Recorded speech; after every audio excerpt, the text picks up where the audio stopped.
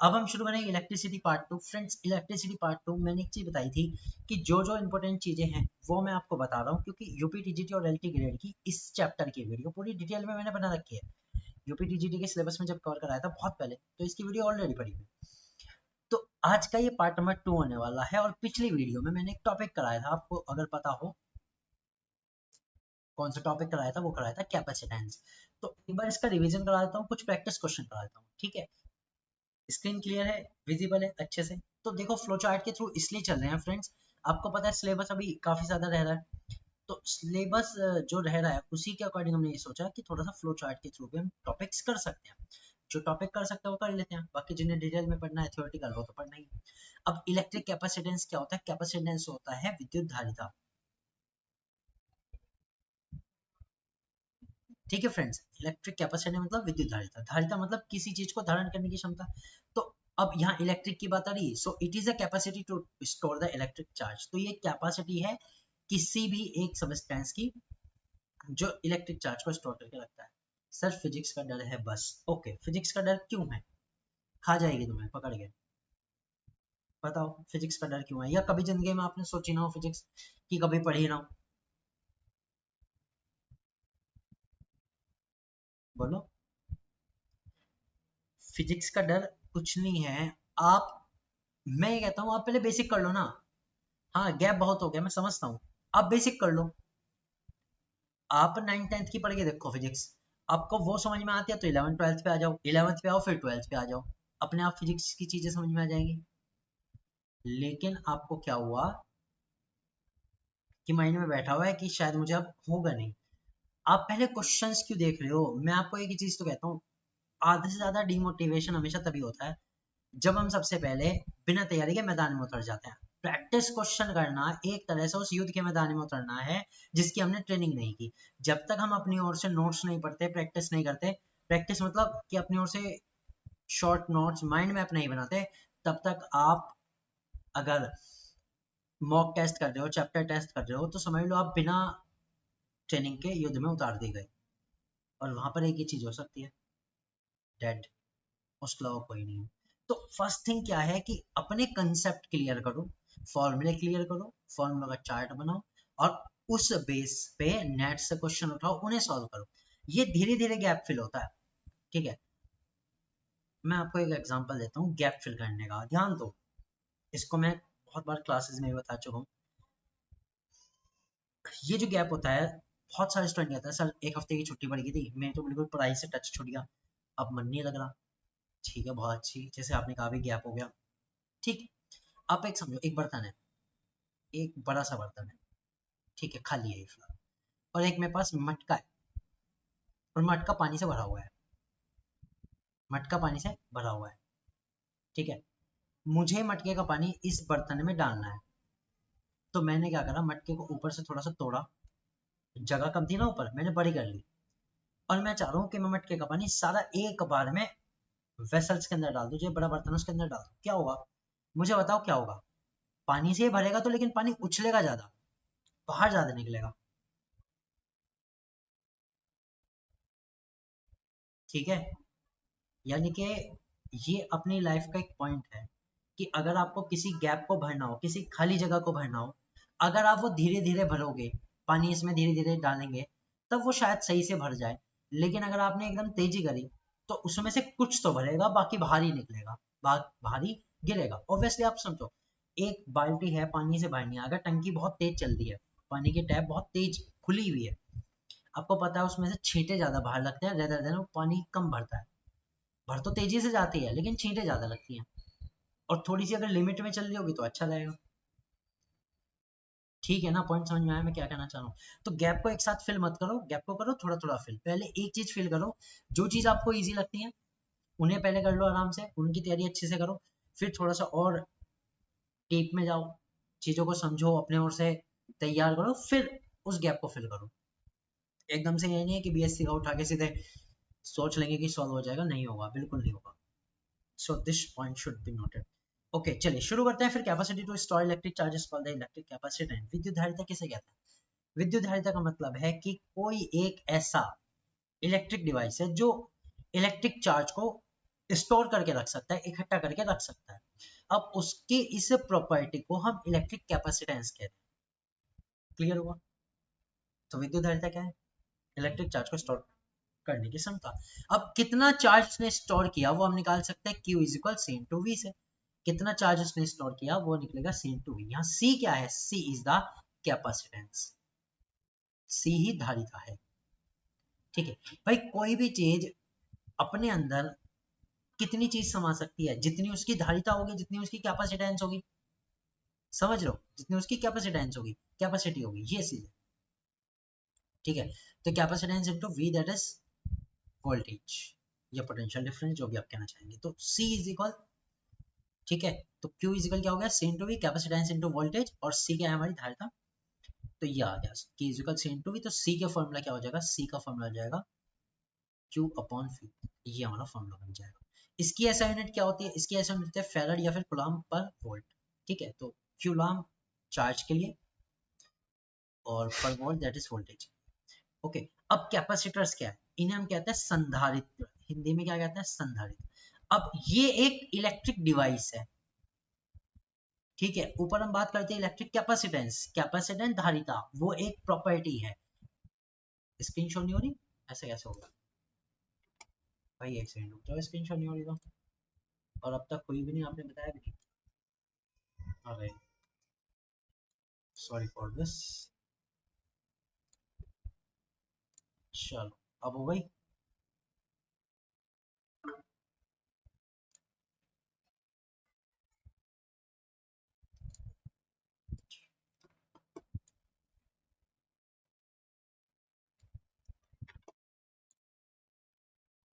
Okay, now it's clear.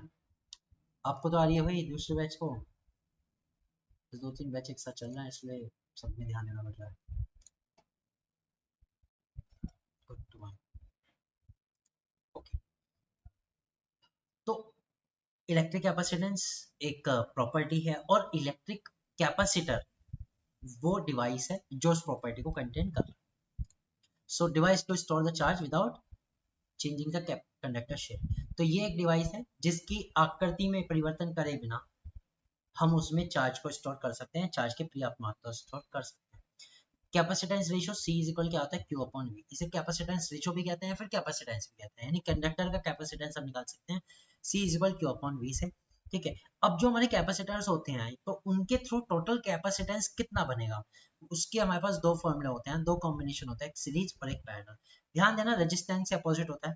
ठीक है, तो सीरीज का जो होता है 1 अपॉन C इज इक्वल आ जाएगा 1 upon C1 plus 1 upon C2 plus 1 upon C3 and so on, जितने भी हैं उसके अकॉर्डिंग। ठीक है, और अगर पैरेलल निकालना है तो पैरेलल में टोटल C जो होता है C1 plus C2 plus C3 and so on, ये जितने भी होता है उसके अकॉर्डिंग आ जाएगा। ठीक है, तो ये होता है। रेजिस्टेंस में थोड़ा अपोजिट होता है, तो रेजिस्टेंस में थोड़ा अपोजिट होता है, तो उसका ध्यान देना। चलो खैर, अब कैपेसिटर में ही एक सबसे अच्छी चीज आती है, that is the parallel plate capacitor formula. ये मैंने परसों बता दिया। पैरेलल प्लेट कैपेसिटर क्या होती है कि एक कैपेसिटर होता है जिसमें दो पैरेलल प्लेट होती हैं, और दोनों पैरेलल प्लेट है, इसमें से जनरली क्या होता है, वैसे तो इलेक्ट्रिक सिस्टम से जुड़ी होती है, लेकिन एक जो होती है जनरली हम अर्थ से कनेक्ट कर देते हैं। तो इसमें जब एक को चार्ज देते हैं तो उसके अपोजिटली दूसरे पर कोई एक चार्ज डेवलप होता है जो कि अपोजिट भी होता है। ठीक है, मतलब इसको हमने पॉजिटिव चार्ज दिया तो इसके अंदर वाली साइड नेगेटिव, बाहर वाली साइड पॉजिटिव। इस तरह से ये चीज वर्क करती है। ठीक है, बाकी इसका जो पूरा कंसेप्ट है वो बता चुका हूँ। इसका फॉर्मूला था, इसके फॉर्मूला था C इज इक्वल के epsilon not A upon D। ये था इसका फॉर्मूला। ठीक है, C is equal K epsilon naught A upon D। D क्या है? Distance between the plates। A is the area of the plate, epsilon naught is the permittivity of the substance and K is the constant। ठीक है, ये सब चीज थी, ये basic formula सा है। और C, अब देखो उन्होंने कहा एक चीज याद रख लो, C is equal infinite होता है plates connected to the earth और वायर। जब ये प्लेट्स या तो अर्थ से कनेक्ट हो, दोनों के दोनों प्लेट्स, या फिर वायर से कनेक्ट हो, एक वायर से दोनों प्लेट कनेक्ट हो, ठीक है, तो इनका जो कैपेसिटेंस होता है वो इन्फिनाइट हो जाता है, अनंत हो जाता है। ठीक है, जीरो नहीं होता, इन्फिनाइट हो जाता है। तो ये चीजें याद रखना, एग्जाम पॉइंट ऑफ व्यू से इंपॉर्टेंट है। मैंने कैपेसिटर्स की बात हो गई, उसके बाद आया था इलेक्ट्रिक एनर्जी, दैट इज विद्युत ऊर्जा। तो विद्युत ऊर्जा क्या होता है? Total work done in maintaining the current. भाई किसी सर्किट में करंट को मेंटेन करने के लिए कितना कार्य किया गया, वही एक तरह से ऊर्जा है, वही क्या है? ऊर्जा। ठीक, तो इसका जनरल फॉर्मूला क्या होता है? W is equal V I T होता है। आप इसे I E is equal V I T भी लिख सकते हो, कोई दिक्कत नहीं है, एनर्जी को आप अगर डिनोट करना चाहें। ठीक है, तो वी आई टी होता है, और यहीं से हम और फॉर्मूले क्या निकाल सकते हैं? E इजिकल हो जाएगा आई स्क्वायर आर टी। ठीक है, और एक और हो सकता है V square R upon T. ठीक है, clear? V square upon R into T क्यों होगा?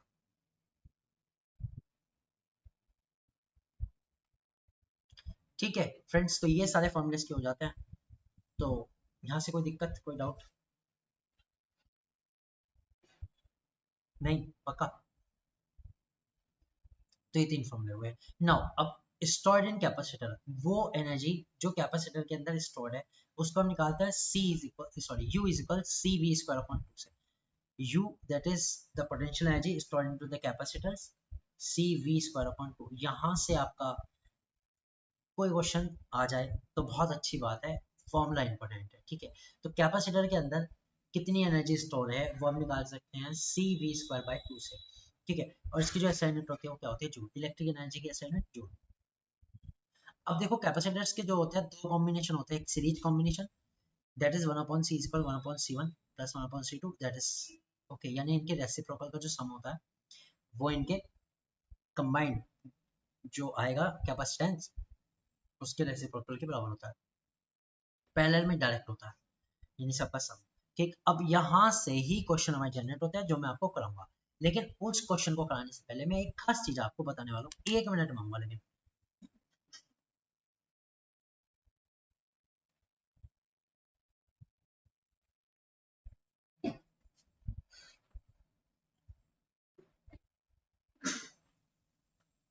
कॉम्बिनेशन ऑफ कैपेसिटर्स, देखो कैपेसिटर्स के कॉम्बिनेशन में अगर दो हैं फिर तो कुछ कहना ही नहीं, अगर सिर्फ दो कैपेसिटर्स हैं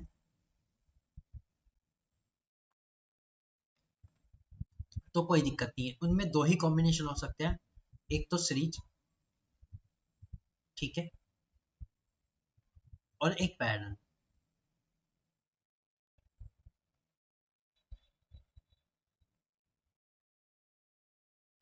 तो ये वाला सीरीज और ये पैरेलल, ठीक है। अब फॉर्मूला से निकाल लेना, कोई दिक्कत नहीं है, जो भी उसका आएगा वो। लेकिन अगर कैपेसिटर्स तीन हो जाए, ये चीज मैं आपको बता दूं, अगर कैपेसिटर्स तीन हो जाए, जनरली इसके लिए पूछ भी लिया जाता है और क्वेश्चन में करा भी दूंगा, तो अगर कैपेसिटर्स तीन हो जाए तो कितने कॉम्बिनेशन होते हैं? कॉम्बिनेशन बनते हैं चार। पहला कॉम्बिनेशन होता है कि जब हमारे ये तीनों पैरेलल में लगे हुए हैं, ठीक है। पैरेलल की खास बात क्या होती है, आप ये ध्यान देना, अगर आप सर्किट को तोड़ मरोड़ के देखो तो आपको दो पॉइंट से ही वो सारे जुड़े हुए दिखाई देंगे, उन्हें हम पैरेलल में कहते हैं, ठीक है। सेकेंड हमारा जो इसमें आता है वो आता है सीरीज, सिंपल वर्क, ये हमारी सीरीज होगी, ठीक है। ये भी हमारी सीरीज है, मान लो C1 C2 C3, या फिर हम इसको ऐसे भी दिखा सकते हैं,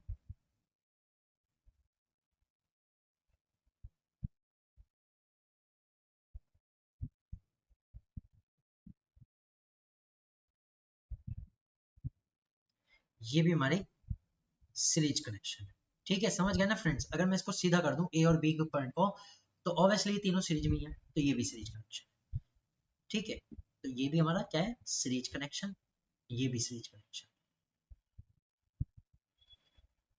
तो ये हो गया सीरीज कनेक्शन। दूसरा हो गया सीरीज, पहला पैरेलल बनाया मैंने, दूसरा सीरीज।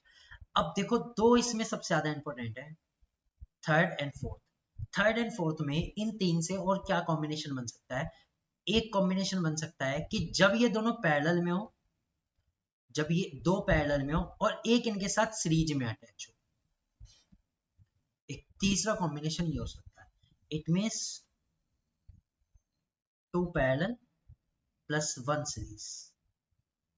अब एक फोर्थ और बन सकता है, बताओ कौन सा? Two series and then one parallel to both of them, ठीक है। तो तीन कैपेसिटर्स के चार कॉम्बिनेशन हमारे पास बन सकते हैं, अगर एग्जामिनर देता है कि इनमें से कौन कौन से कितना कितना आ सकता है, तो आप उसको बता सकते हो। क्वेश्चन मैं भी करा दूंगा। तो चीजें समझ में क्लियर हुआ। तो 3 कैपेसिटर्स के इतने केसेस हैं, ये आ जाता है, इसलिए मैंने स्टार्टिंग में आपको बता दिया कि 3 कैपेसिटर से 4 केसेस बन जाते हैं।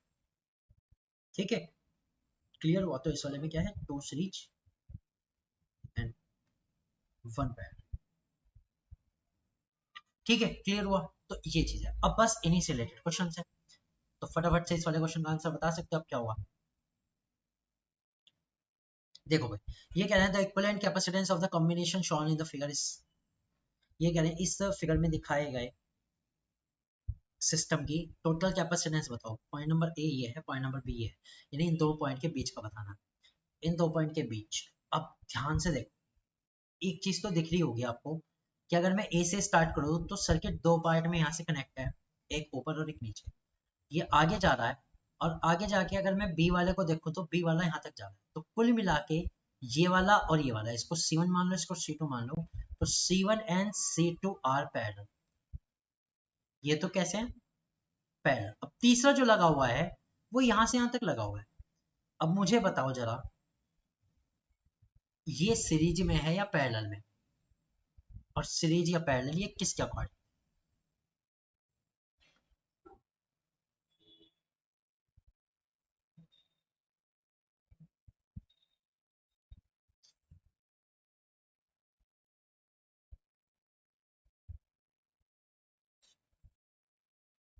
अब ध्यान दो फ्रेंड्स, अगर ऐसा कोई सर्किट आ जाए जिसमें कोई एक कैपेसिटर्स 2 पॉइंट के बीच लगा हुआ है, और वो 2 पॉइंट्स एक ही पॉइंट से आ रहे हो, एक ही पॉइंट से आ रहे हैं ना, ये कट के यहाँ से, हाँ ठीक है, तो समझ लेना इसका कोई कंट्रीब्यूशन नहीं है,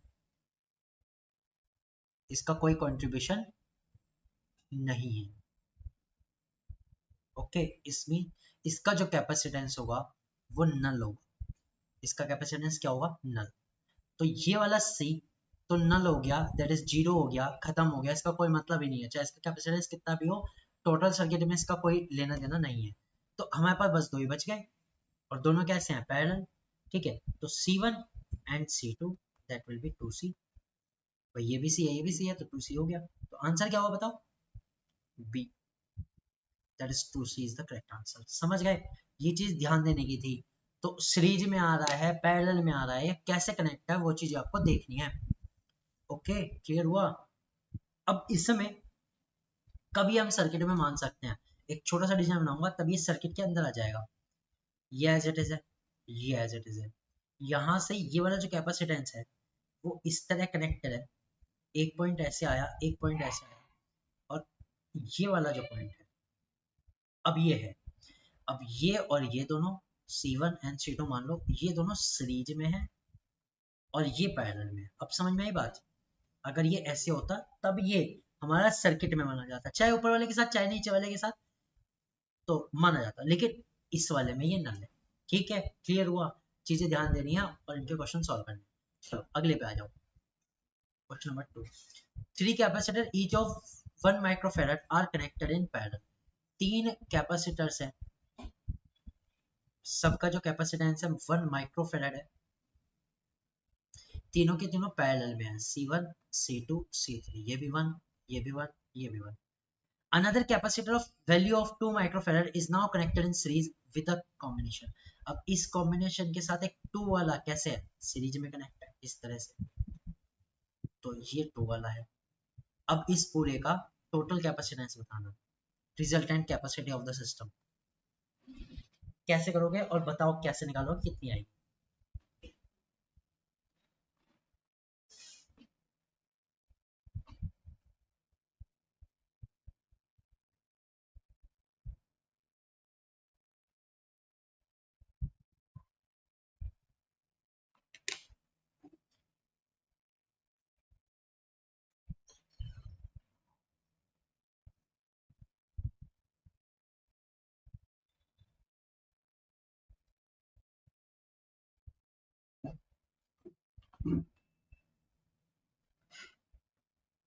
C 5.6, बड़ी जल्दी किया, वेरी गुड, बट आंसर गलत है।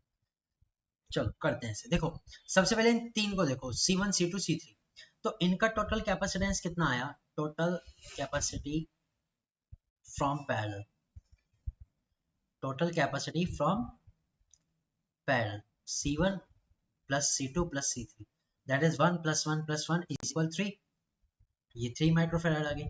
अब ये 2 वाला इसके साथ सीरीज में है, ठीक है।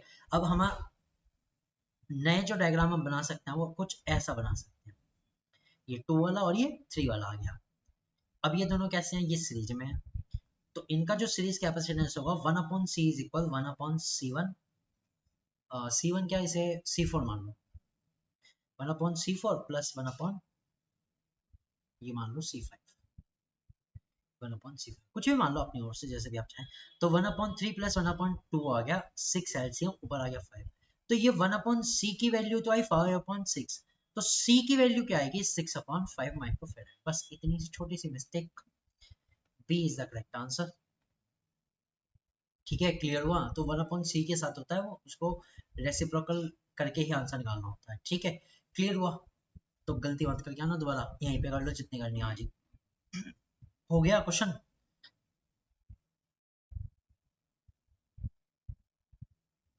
ओके, क्वेश्चन नंबर 3 की बात करते हैं।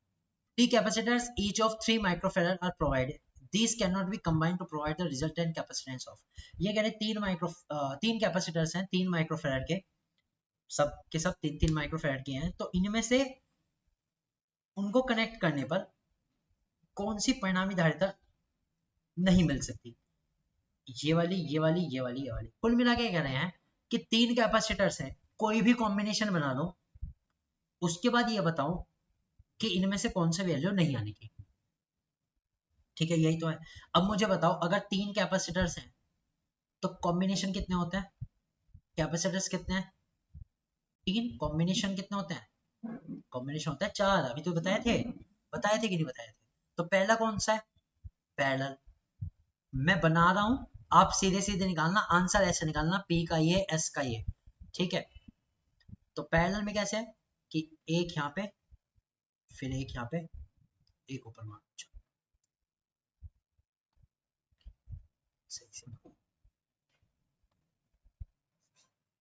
फर्स्ट सेकंड थर्ड, सबकी वैल्यू 3-3 है, सबकी 3-3 है। पैरेलल में क्या होता है बताओ, C1 plus C2 plus C3, that is 9 microfarad आ गई।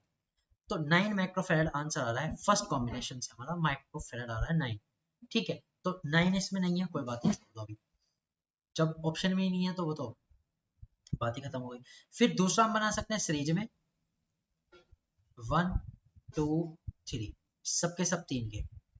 तो इसका जो कॉम्बिनेशन होता है friends 1 upon C is equal 1 upon C1 plus 1 upon C2 plus 1 upon C3, ये होता है। तो इसका अगर आप डायरेक्ट में निकालना चाहो तो आप सिंपली कर सकते हो, जितने ये हैं डिवाइडेड बाय जितना इनका क्या कैपेसिटेंस है हर एक का। तो 1 upon C is equal 1 upon 3 plus 1 upon 3 plus 1 upon 3, that is 1 आ जाएगा यहाँ से। C बराबर कितना आ जाएगा 1, 3 एलसीएम आ गया, ऊपर भी 3 हो गया, 3 अपॉन 3 1, तो 1 ही आ गया बस।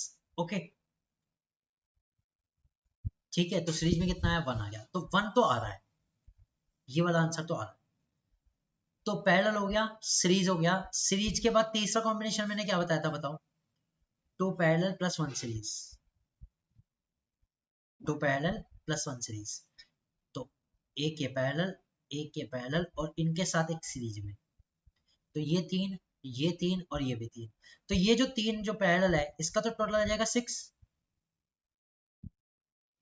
और ये एक 3 वाला किस में आ गया बताओ, बताओ ये किस में आ गया, सीरीज में आ गया ना। अब तो अब 1 अपॉन 6 प्लस 1 अपॉन 3 से निकालो, समझ रहे हो ना, ये दो पैरेलल में थे तो 6 आ गया, ये इसके साथ सीरीज में है तो 1 अपॉन 6 प्लस 1 अपॉन 3, तो यहाँ से कितना आ गया जल्दी बताओ, 6 ऊपर कितना बचा 3, दैट इज 6 अपॉन 3, C बराबर 2 आ गया, यस वेरी गुड। तो B यानी कि B भी आ रहा है, आंसर नहीं है ये वैल्यू हमारी आ रही है। तो 1 माइक्रोफेराड आ गई, 2 माइक्रोफेराड आ गई, ये दोनों आ गई, ये भी आ गई, ये भी आ गई। अब चौथा कॉम्बिनेशन बनाओ, उससे पता लग जाएगा आपका आंसर कौन सा है। चौथा कॉम्बिनेशन क्या होता है? 2 सीरीज एंड 1 पैरेलल। ठीक है, 2 सीरीज एंड 1 पैरेलल।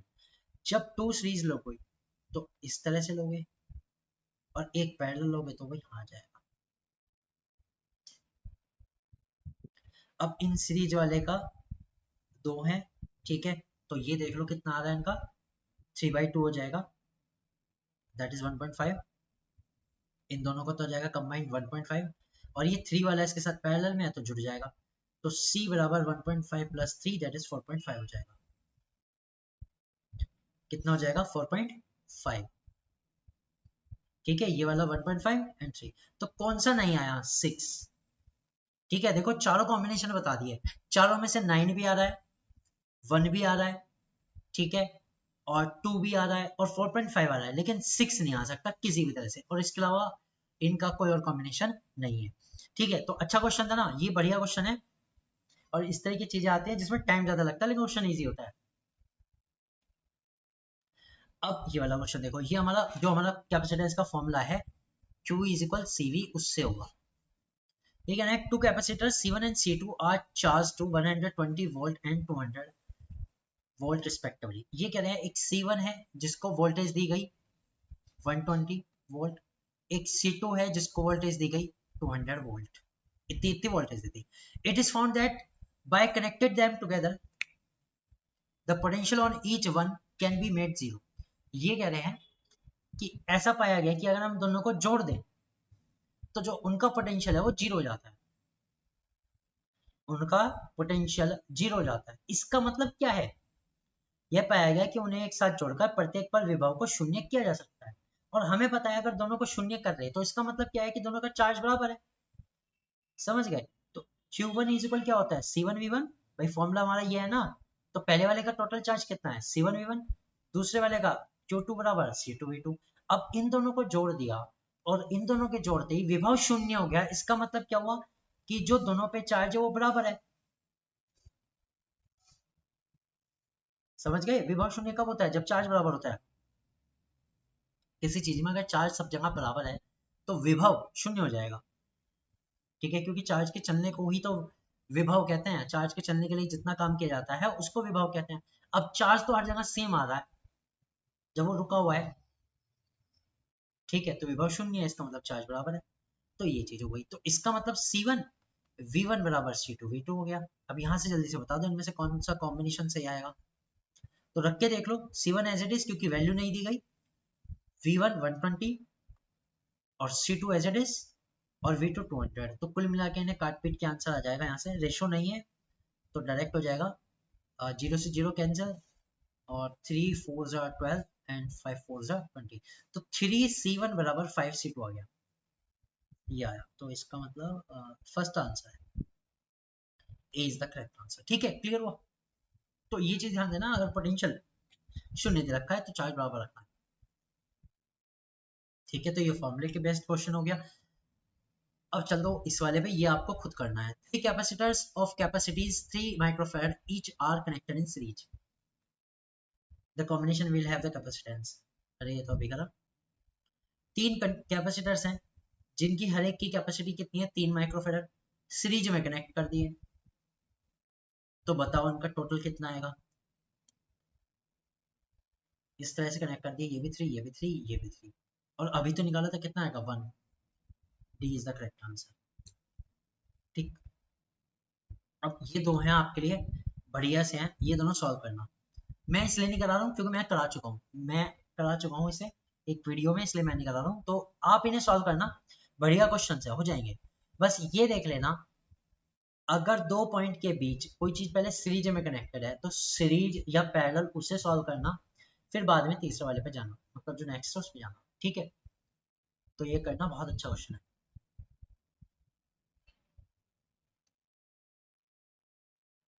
कर लोगे सब अच्छे से? पक्का? अब चलते देखो कुछ इंपॉर्टेंट टॉपिक पढ़ते हैं फटाफट से, फिर उनकी प्रैक्टिस करेंगे। चलिए, पहला हमारा था इलेक्ट्रिक करंट, विद्युत धारा। विद्युत धारा क्या है? फ्लो ऑफ चार्ज, चार्ज के बहने की। अब चार्ज क्या है, अब देखो पूरी बात सुनना। मान लो एक पाइप है, पाइप को मान लो वायर, और इस वायर के अंदर इलेक्ट्रॉन्स हैं। इस वायर के अंदर क्या है, इलेक्ट्रॉन्स। चार्ज इलेक्ट्रॉन की फंडामेंटल प्रॉपर्टी है। तो total number of electrons multiply एक इलेक्ट्रॉन के चार्ज से मुझे पता लगता है कि टोटल चार्ज कितना है। अब मान लो यहाँ पे कितने हैं हमारे पास, 8 इलेक्ट्रॉन्स हैं। तो 8 इलेक्ट्रॉन और एक इलेक्ट्रॉन का चार्ज मिलके यहाँ 8 गुलाम का चार्ज बना रहा है। वो गुलाम का चार्ज जब यहाँ पे चलता है तो एक सेकंड के अंदर, कितने सेकंड के अंदर, एक सेकंड के अंदर कितना चार्ज इसमें से पास हो गया, वही हमारी करंट कहलाती है। This is the basic principle. तो इलेक्ट्रिक करंट, विद्युत धारा क्या होती है, प्रति सेकंड आवेश का प्रवाह, प्रति सेकंड की दर से आवेश प्रवाह, एक सेकंड के अंदर कितना चार्ज चला गया, उसी को हम क्या कहेंगे, current. Okay, flow of charge in 1 second, very good. तो flow of charge per unit time Q is equal Q upon T हो जाता है, I is equal Q upon T। तो Q is equal I into T हो जाता है, और Q is equal NEB होता है, ये भी ध्यान देना। और इसकी एसआई यूनिट क्या होती है, करंट की एसआई यूनिट होती है एम्पियर। अब आता है current density, that is J। तो करंट डेंसिटी क्या होती है, ratio of current to cross sectional area. एक क्रॉस सेक्शनल एरिया में, यानी वायर का जो क्रॉस सेक्शनल एरिया है, इसमें कितना करंट है, उसको हम क्या कहते हैं, करंट डेंसिटी कहते हैं। ठीक है, मान लो एक हमारे पास क्यूबॉइड शेप का कुछ है, और उसमें एक पर्टिकुलर पार्ट में कितना करंट स्टोर है, ठीक है, उसको हम क्या कहेंगे, करंट डेंसिटी। तो करंट डेंसिटी का फॉर्मूला क्या हो जाता है, I अपॉन ए।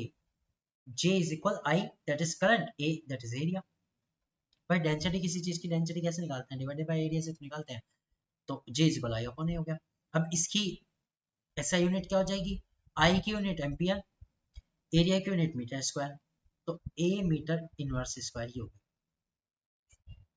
ये इसकी ऐसा यूनिट होगी। ठीक है, क्लियर हुआ। तो ये हमारा करंट डेंसिटी। तो करंट डेंसिटी आपको पता लग गया। ठीक है, अगला हमारा टॉपिक आता है छोटा सा, that is the drift velocity. Drift velocity को हम अनुगमन वेग कहते हैं। अनुगमन वेग है क्या, बहुत ही मतलब लोग कुछ ऐसे भी मानते हैं कि बहुत टिपिकल होता है, जबकि ये बहुत इजी टॉपिक है, बात को समझना। हम ये कह रहे हैं, एक वायर है जिसके अंदर चार्ज चल रहा है, चार्ज चल रहा है, चार्ज भाग रहा है, ठीक है। अब मुझे बताना जरा, चार्ज क्यों भाग रहा है, कारण बताओ, चार्ज क्यों भागेगा।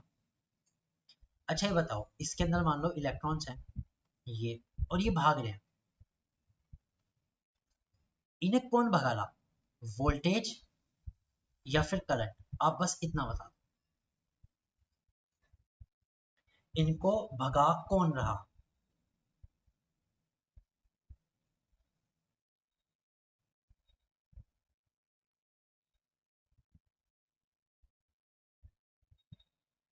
इनको भगा रहा है वोल्टेज। वोल्टेज या फिर पोटेंशियल डिफरेंस क्या होता है, पोटेंशियल डिफरेंस होता है कि किसी वायर में चार्ज को एक पॉइंट से दूसरे पॉइंट तक ले जाने में किया गया कार्य, वो होती है वोल्टेज। तो चार्ज को भगा कौन रहा, वोल्टेज। वोल्टेज इन पर काम कर रहा है और इनको उठा के एक पॉइंट से दूसरे पॉइंट तक लेके जा रहा है।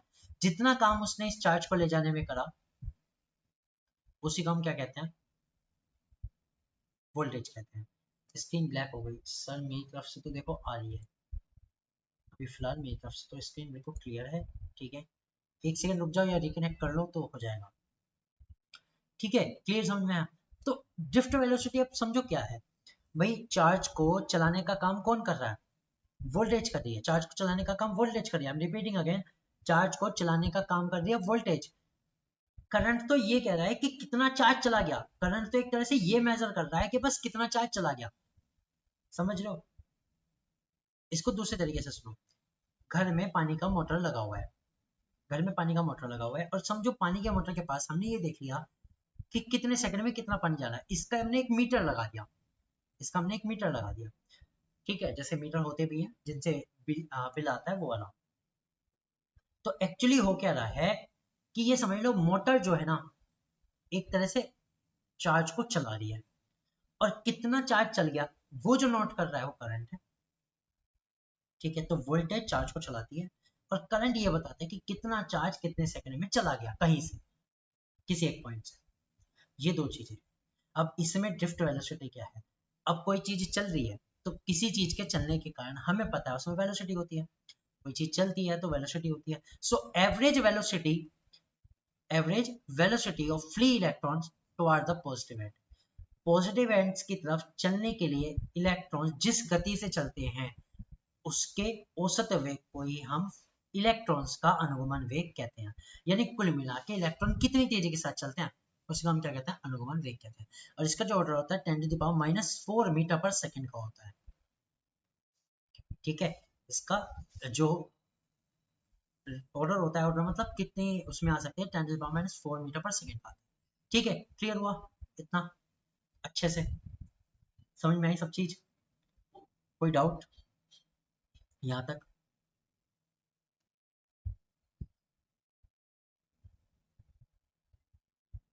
आ गई है तो यस कर दो, और नहीं है तो नो कर दो।